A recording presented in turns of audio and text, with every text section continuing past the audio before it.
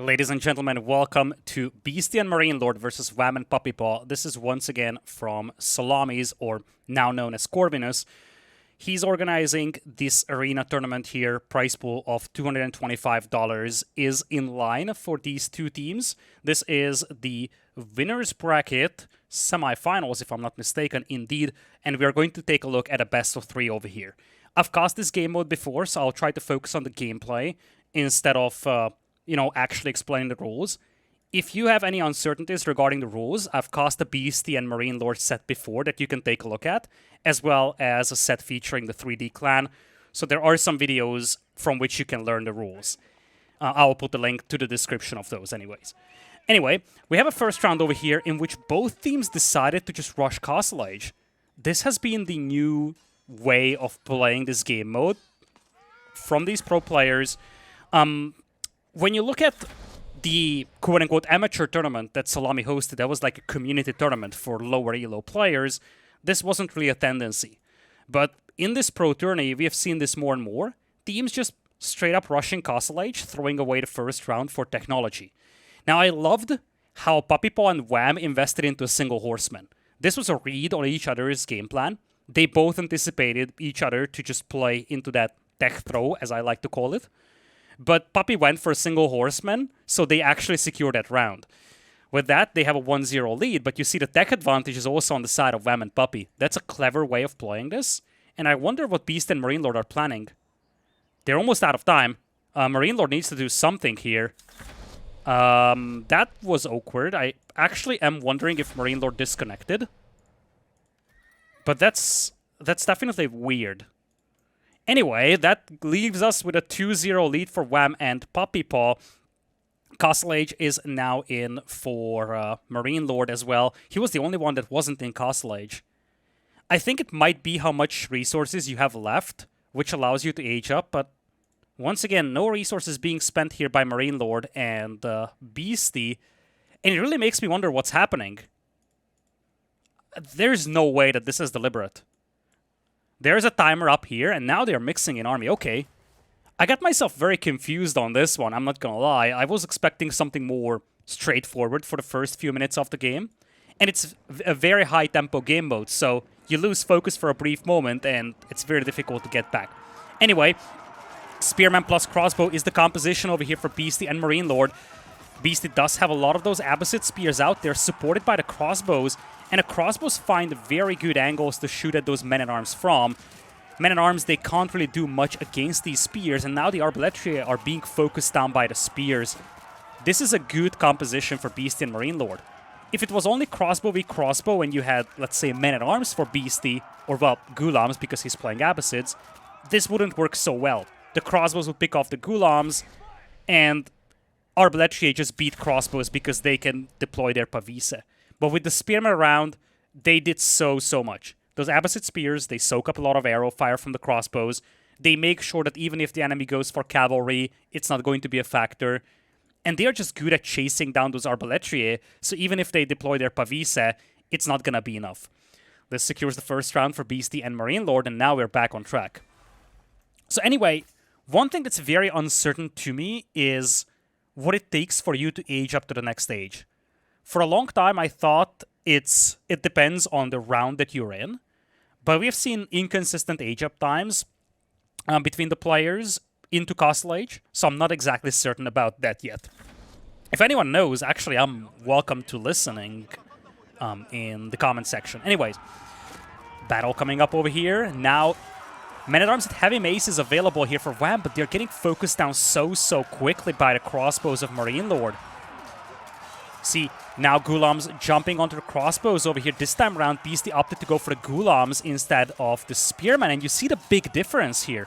The Ghulams will get picked off, and now the Arbaletria need to deploy the Pavise. If they do, these Crossbows struggle against them, and now you have some Men-at-Arms for Wam over here. Numbers, it's 22 Crossbows against 13 Arbaletriae, and I think MarineLord is just waiting out for the Pavise to disappear. You see, remains active for 30 seconds. That's the key thing over here. This basically means that MarineLord is just waiting for the Pavise to disappear. Clever move over here. He will focus the Men-at-Arms as well. And as the Pavisa is about to disappear, he's going to engage this. This is such a good move by MarineLord. I did not anticipate this. You never really see in RM games Pavisa disappearing becoming a factor. You rarely see crossbows holding position for 30 seconds straight. But in here, that's actually a factor, and that's something that MarineLord has exploited very well, secures the second score on the board for MarineLord and Beasty.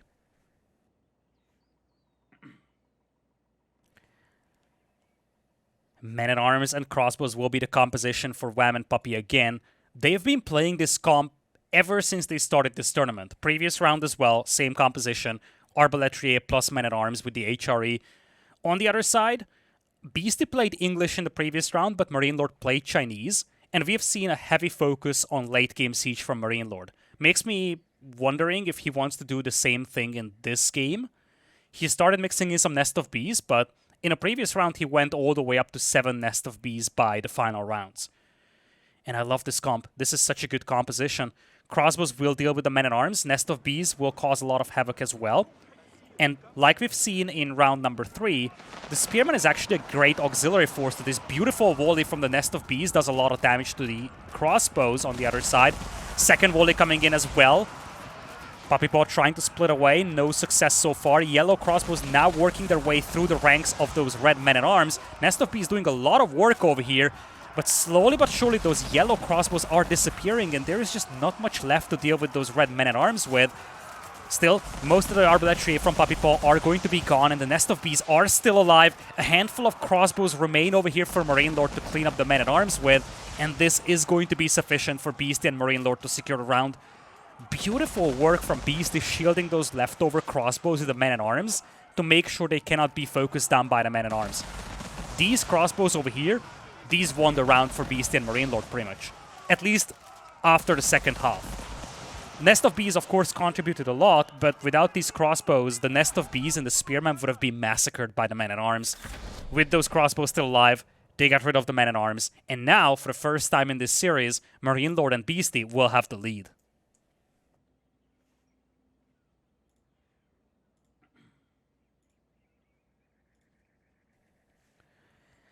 Looks like MarineLord and the Beasty will just throw this round away to secure a bunch of technologies. This is the first round in Imperial. And we will see a heavy focus on Siege from MarineLord. Basically all the Siege techs coming in for him. He's actually mixing in one hand cannoneer and a crossbow just for good measure. And Beasty, he's going for both the infantry and the cavalry techs. So he's leaving his options open. This will mean that Puppypaw and Wam will have their third point on the board as well. But they will be at a tech disadvantage going into round number 7.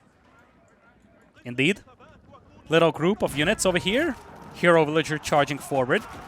Wam and Puppypaw should realize that MarineLord and Beasty have done this to secure extra techs. So they will have the tech disadvantage in this round. Makes me wonder if Wam and Puppy will just do the same. But looks like not. They're confident going into this round with a tech disadvantage. And they just trust in their numbers. Other side, hand cannoneers coming from MarineLord. No Nest of Bees, and this is not a composition that we've seen from Beasty and MarineLord so far. We've seen Beasty play into infantry-based compositions in the previous round, and MarineLord playing into the siege. Now it's actually camels and hand cannoneers. This could work so well. Those camels are very tanky, and the crossbows, and not even the men-at-arms, do much against those camels. And the hand cannoneers, they are just out there to dish out punishment. This is such a good composition from Beasty and MarineLord.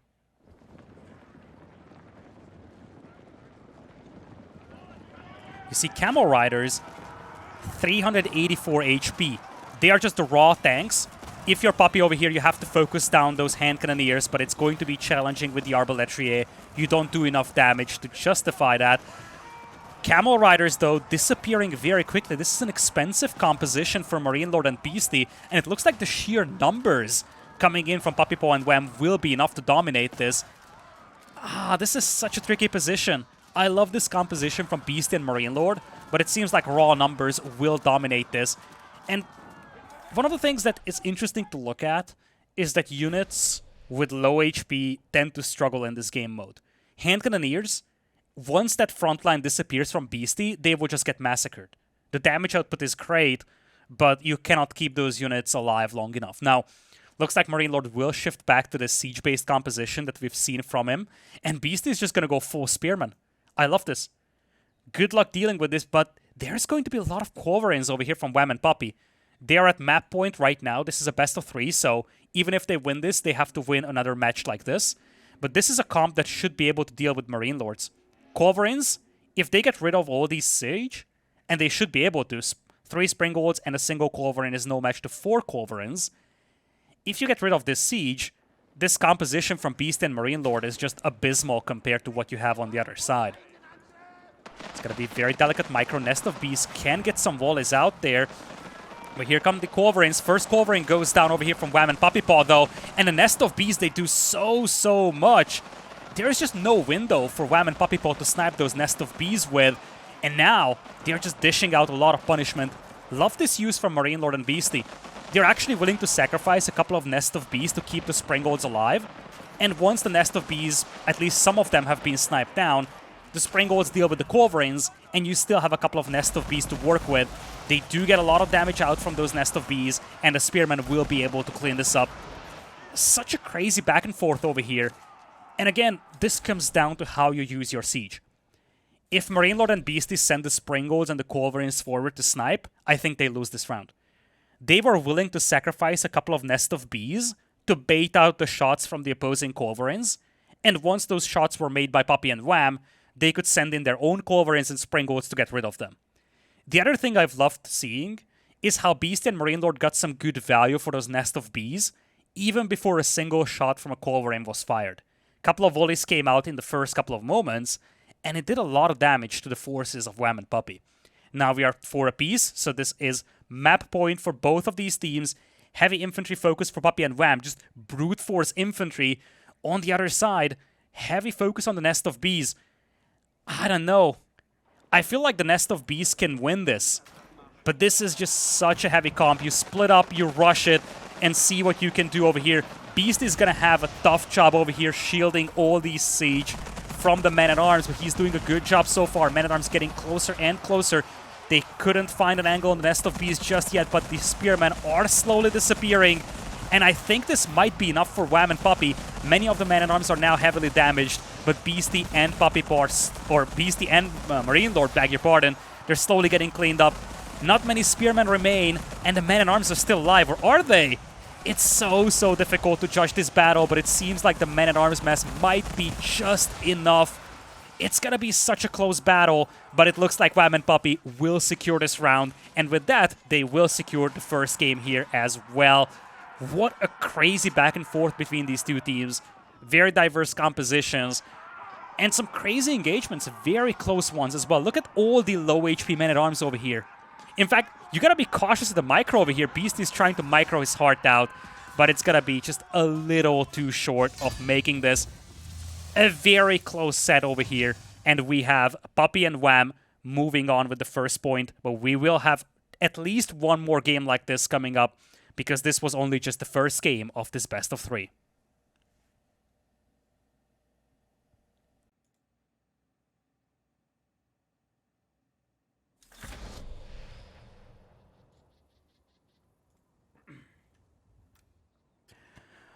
Welcome to game number 2 over here. We have a lead of 1 point for Puppy and Wam. They will be having the English and the French under their command. And on the other side, we will have Beasty and MarineLord playing with the Malians and the Abbasids, a composition that we so frequently see. Now, looks like we will have some units made over here for Puppy and Wam, so they do not want to just skip round number 1. On the other side, heavy focus on the technologies for Beasty and MarineLord. You see, they're pretty much skipping this round, just adding 3 archers and 3 Donsos apiece. On the other side, 9 spears, 9 longbows. This should be easy for Wam+Puppy, but this will obviously mean that we will have some tech advantage for Beast and MarineLord. Not necessarily a large amount, though, because one of the things that's important to understand is that we have Puppy with the French. That means that he's going to get the melee attack upgrades for free. That's the civilization bonus associated with the French in this game mode. Quick win over here to open things up with for Puppy and Wam. But things will get interesting now. You see, MarineLord and the Beasty will be up to Castle Age. And this is where you really start unlocking the powers of the Malians. It's going to be interesting to see what Beasty wants to go for. In the low elo version of this tournament, we have seen a lot of poison arrow archers being used. I actually wonder if that's going to be the game plan over here, but no. Beasty wants to go for the Musafari warriors. He's kind of taking a page out of the book of 3D Clan, the team that they've matched up against in the previous round, and they might be playing into that Musafari play where you just sneak around a couple of units to snipe enemy siege. Puppy and Wam will just forfeit this round for techs, so it's going to be one apiece. MarineLord and Beasty also got some techs in, so it's not a big difference right now between the teams, but now the score is one apiece. Wam and Puppy lead in this best of 3, so if they win this game, they will be in the winner's bracket finals, and Beasty and MarineLord will fall to the lower brackets in this double elimination event. By the way, the event, again, is hosted by Corvinus, formerly known as Salami. He and his community is the one that's putting up the prize pool for this from donations. I'll put a link down in the description of this video for his channel, and I think he's also going to try running more of these. So if there is like a donation link where you can contribute to future events like this, I will also put that into the video description. Wam now going heavy on the men-at-arms department. He's gotten the heavy armor for the English men-at-arms. Arbaletier will be the supporting unit over here from Puppypaw, but there is the Musafari warrior play from Beasty, and this is such a good unit to add. It's a bit of a glass cannon. It's going to be easy to kill it, but not when you only have Arbaletier and men-at-arms. It's a hard counter to the men-at-arms and a soft counter to the Arbaletier. I would dare to say that if MarineLord didn't make a single archer, the Musafari warriors would have won this anyway. Probably a bit of an exaggeration, but these Musafari warriors have been so dominant. Love the addition of imams as well to just heal up those very low HP units. Clean victory over here in this round by Beasty and MarineLord. Love the use of the Musafari warriors. And it's also a good read on what Wam and Puppy want to do. In a previous game, they've tried playing this Arbaletier plus HRE men-at-arms combo. Now they're playing into the Arbaletier plus English men-at-arms combo, so the Musafari warrior is a great unit to deal with those. Things will be changed up over here by Wam, though. He's mixing in a lot of longbows and a scout as well. I love that. That scout will reveal the Musafari warriors. Notice that at the very beginning of the round, they will be in the shadows, but the moment the scout sees them, they will be revealed. And that's going to be a big thing. That means that they cannot sneak on the enemy, and the longbows should be able to focus them down. Here are the Musafari warriors. They have already been revealed by that scout. And now, the longbows can just pepper all these Musafari warriors with arrows. Arbaletier still have to be pulled all the way to the back, though, and that's a lot of archers now from MarineLord. He also has boot camp on them. I think he has composite bows. And the Musafari warriors do a great job just soaking up all that arrow fire. With such a low HP unit, you do a lot of overkill damage using the longbows. And that's something that's being exploited over here by MarineLord and Beasty. Of course, numbers game is also in their favor. A lot of archers out there, plus, of course, a lot of Musafari warriors. And sheer numbers plus the Abbasid archers will dominate this battle, make it 3-1 in the favor of Beasty and MarineLord.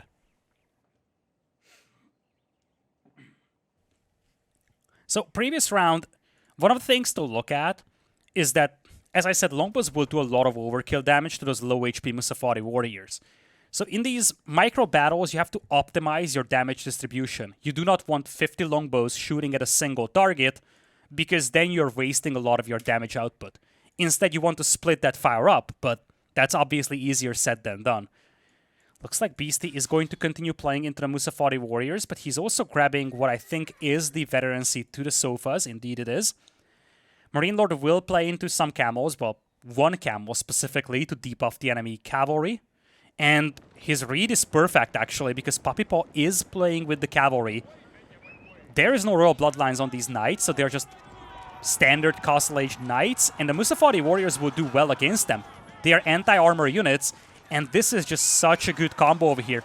The camel is debuffing the enemy cavalry here, and the archers, they're just focusing down the longbows. Musafari warriors doing so much against those knights. Puppy and Wam, they're trying to push this one back. They're trying to focus down the Musafari warriors to keep the knights alive, but there's just so many of them. And by the time they kill most of the Musafari warriors, the knights are gone. This could have been winnable for Wam and Puppy if they managed to snipe the Musafari warriors before the knights are killed. But it was just so difficult. There's no room for this. If this was an open map event, then you would see this composition do well against what Beast and MarineLord has. But in such tight quarters, there is no place to retreat to. And the Musafari warriors killed the knights before the longbows could kill them. Now Beast and MarineLord will just say, okay, we are forfeiting this round, grabbing all our techs because we are at map point. It's 4-1. They are willing to throw this round away because that means that in round number 6, they will be having an advantage and they only need one round being won to secure this game. This is a clever move.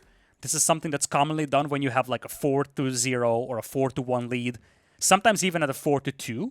But here, Puppy and Wam don't benefit much from winning an extra round, whereas Beasty and MarineLord set themselves up to be in a very good position for what could be the last round of this series.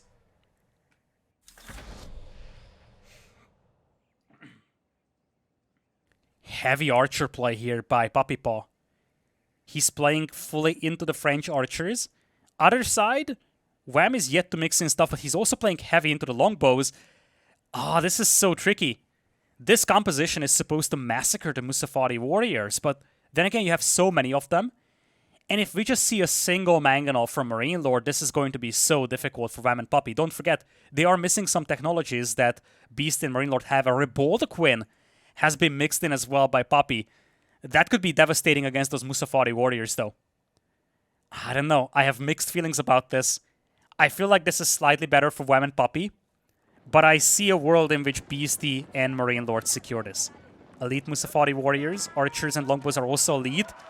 Let's see what that Riboldaquin can do. That's going to be possibly the game changer over here, but it has been focused down immediately by MarineLord. And once again, we see the same tendency. So many of these Musafari warriors out there, and they just soak up all the arrow fire. They are cheap, and by the time you deal with them, the archers from MarineLord have just decimated your army. It has been the same identical composition by Beast and MarineLord in this matchup, and they have been very dominant with this. They will secure this game in a 5-1 fashion, which will take us to a decider game with 2 new civilizations being picked for each of these teams.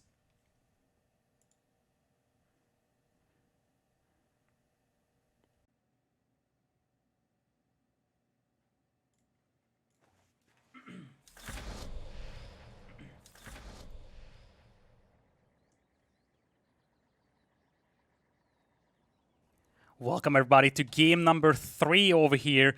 Here we are. It is going to be the decider between Wam and Puppy facing off MarineLord and Beasty. We will have Beast and MarineLord with the HRE and Chinese, and Wam and Puppy will be playing with the French and Abbasids. I guess at the end of the previous game I wasn't fully clear about this, as we have Beasty coming in with an interesting tech. That's, I think, the Minework tech, right? Yes, indeed. The bonus that you have for the HRE is that you have the Minework Palace available, and it looks like he's going to go for Riveted Chainmail over here. We have seen this strategy a couple of times before from Beast and MarineLord, willing to forfeit the first round, but this is not so obvious as it was in the previous games. I think this is a first round that either of these teams can secure. Knights being praised against, good micro over here by Wam and Puppy, focusing down the spears over here. Chukanus doing their best to deal with the archers, but the spearmen are so heavily damaged that you feel like these knights should be able to secure this. Indeed, spearmen are being held back, but this is just a single spearman with low HP. This is going to be a round falling into the hands of Puppy and Wam. So, I guess I wasn't very clear at the end of the previous game when I specified the civilization rules. They do draft civilizations again, but there are no restrictions on using the same civilizations if your opponent allows you to. So, there is going to be a ban on each side. If your opponent doesn't ban one of the 2 civilizations that you've used before, then you can use the same combination as well. Chinese has been the go-to civilization for MarineLord in every single game that they've played so far. Beasty has been rotating civs, but he kind of has been playing that infantry-heavy composition with the English before, then in the previous game with the Musafari warriors. Now I expect him to do something similar with the HR in the long run, but for the second round, he's going to play into the Horsemen. MarineLord isn't doing anything, and I think that's... We've seen some level of weirdness with MarineLord's gameplay in the previous game, I think, with the Chinese. He didn't queue units for some reason. It might have been some sort of a bug, we do not know. This is a mod that is still fairly new. But anyway, We have crossbows over here for MarineLord trying their best to focus down the Ghulam. Horsemen, they don't have any natural predator here. The Ghulams, they won't do very well against the Horsemen, but the Horsemen in return, they do well against the Arbaletrier. And this is such a good read by MarineLord and Beasty on the composition that Wam and Puppy are going for. We have seen Wam and Puppy playing into this comp over and over again. Men-at-Arms, or a similar unit like a Ghulam, plus the Arbaletrier. This has been read by Beasty and MarineLord, and they've picked the perfect composition to deal with that. First point will be on the board for MarineLord and Beasty as a result.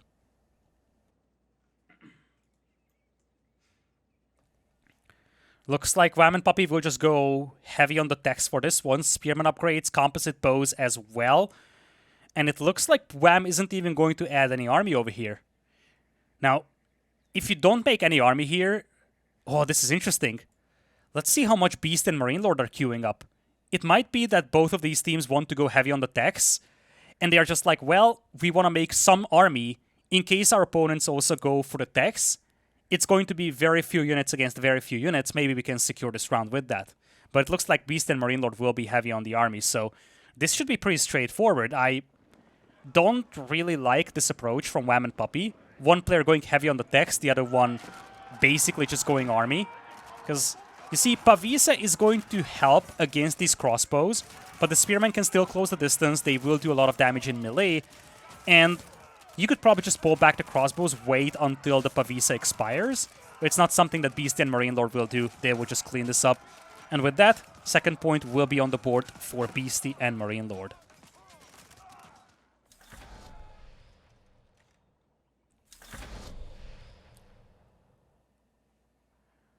All right. Arbaletrier and Spearman will be the composition now for Wam and Puppy. Most of the Spearman upgrades have been obtained by Wam. Arbaletrier should also have pretty good upgrades now for Puppy.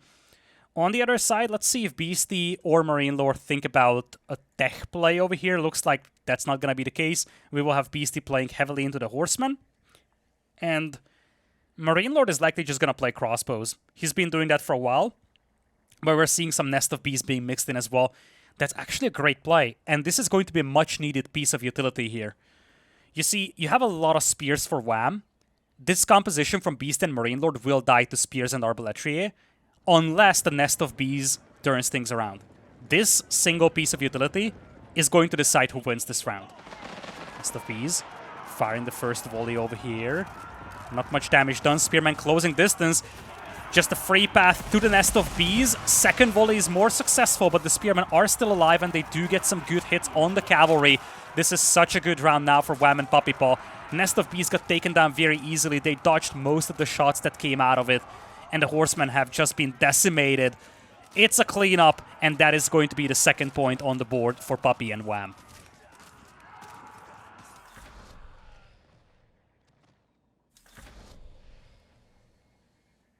Still Castle Age gaming for both, but it looks like MarineLord and Beasty will go to Imperial. So there's a prompt somewhere over here. I'm just focusing on explaining things and, you know, looking at battles all the time, so I keep missing these prompts. But it looks like you can manually pop the age ups. I think, like, obviously you don't get any gold here, so it's probably just going to cost you some food, but the tooltip hasn't been updated. Anyway, Beast and MarineLord going to Imperial, and they just go for the techs, so they will forfeit this round. But they will have some tech advantage going into round number 6. Now, the thing that I'm a little worried about for them is that Puppypaw and Wam will get their Imperial Age in the next round as well.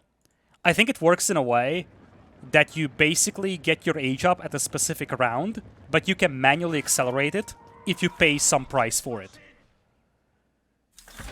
So you see, Puppy and Wam both get their Imperial in round number 6, and they can get their techs in. The thing that's a little alarming for Beast and MarineLord is that they didn't get many technologies in for this round. They've given a point to Wam and Puppy, but they haven't really gotten a lot of techs that would give them a gigantic advantage in this round. Seems like Wam and Puppy will just give that point back, though. They will grab all the upgrades. And we might see Beast and MarineLord again going heavy on the techs. If either of these teams makes like 3 units, they might just win this round. This could be so weird. Oh yeah, look at that. Beast is going to make some spears. If he made just 1 spear, that would be enough, frankly. MarineLord needs to spend his resources, though. Oh, this is so weird. Beasty, he hasn't spent most of his resources until the last moment, decided to go for the spears.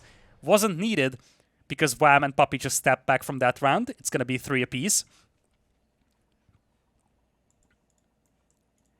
Now techs are in for both sides. So this is where the mind games really begin. 4 more rounds remaining at maximum. First to 5 will win this match, and with that, move on to the next round as well, winning this best of 5. And for the first time in this series, we're seeing some Landsknechte being mixed in, although Beasty is going to think twice of that and now just goes heavy on the spears. It's going to be a full siege play from MarineLord, something that we've seen before, and Beasty is just going to try and protect that with the HRE spears. And this is going to work so well against what Puppy and Wam has. Not a single piece of anti-siege here for Puppy and Wam. This should be dominant for Beasty and MarineLord. The spears virtually cancel out, but the Nest of Bees would just dominate the battlefield. How do you even deal with this? Charge is coming in here for Wam and Puppypaw, but this is just a desperate effort at this point. Abbasid Spears should have a slight upper hand over the HRE ones, but it shouldn't amount too much. Those Nest of Bees, they are dominating the battlefield. Numbers looking pretty good for Wam+Puppy and Wam though still. Nest of Bees still alive. Most of the Spearmen are now gone from Wam. If you can keep these Nest of Bees alive a little longer for MarineLord, I think they can secure the round, although this is actually getting closer than I anticipated it would be. Beautiful moves from Puppy to close the distance and focus down the Nest of Bees, and they're actually securing this round. What a magnificent way to play this. I really wasn't a believer in their composition, but I guess closing the distance with the crossbows and then focusing on the Nest of Bees just worked a lot better than I anticipated it would. And now the Spearmen will just struggle cleaning up these Arbaletri. They do have the melee armor from Gambesons, and that is something that secures the round for Puppy and Wam. What a game. I really wasn't a believer in this composition. Boy, oh boy, was I wrong. Now it's going to be Landsknechte, though. It's a great unit to play with. It is heavy spears once again for Wam. Landsknechte will decimate them, and the same way that we've talked about this in the aspect of the Musafari warriors, the Arbaletri won't do very well against those Landsknechte. They don't have any bonus. Also, Landsknechte are pretty glass cannony, so you will be doing a lot of overkill damage unless you micro your Arbaletri very well. The thing that's concerning to me for MarineLord and Beasty is that they don't have any tank units. This army just dies so quickly. And I feel like with good micro, Puppy and Wam could just drag this battle out and just decimate this army so quickly. It's also a 3-to-1 numbers advantage. Landsknechte trying to make up for their prize, but you see they're being focused down so quickly. And this is exactly what I was worried about for Beasty and MarineLord. Their army just dies so quickly, and they're being flooded by these units. Puppy and Wam will move on to match point. They are a single round away from securing their spots in the winner's bracket finals. MarineLord and Beasty need to cook something up for this one. It's... wait, I was wrong. Never mind. Never mind. This was the final round. I was completely disorganized over there. Holy smokes, this is it. This is it. Puppypaw and Wam will secure this one. Oh my word. I feel like Beasty and MarineLord had such a good plan cooked up for a while, and that Nest of Bees game, or the Nest of Bees round, is probably what just snowballed out of control. That round, if MarineLord and Beasty wins that, I think they have the upper hand in this series. But the fact that Puppypaw and Wam could secure that off the back of just sheer numbers gave them so much of a momentum, and with that, they will secure this round. They will move on to the winner's bracket finals, and Beasty and MarineLord will fall down to the lower bracket of this double elimination. With that, this is the end of this series between these two teams. Thank you so much for watching. Hopefully you've enjoyed. If you did, make sure you like the video. I greatly appreciate if you subscribe to the channel as well. Leave a comment if you have any feedback regarding this format, regarding the way I approach commentating this. Naturally, this is a brand new way of playing the game, so I also needed to kind of figure out how to best cast this to deliver this as an entertaining experience to you. So if you have any feedback in terms of that, I'm more than welcome to listening to it. Thank you so much for watching, and I will see you in the next cast.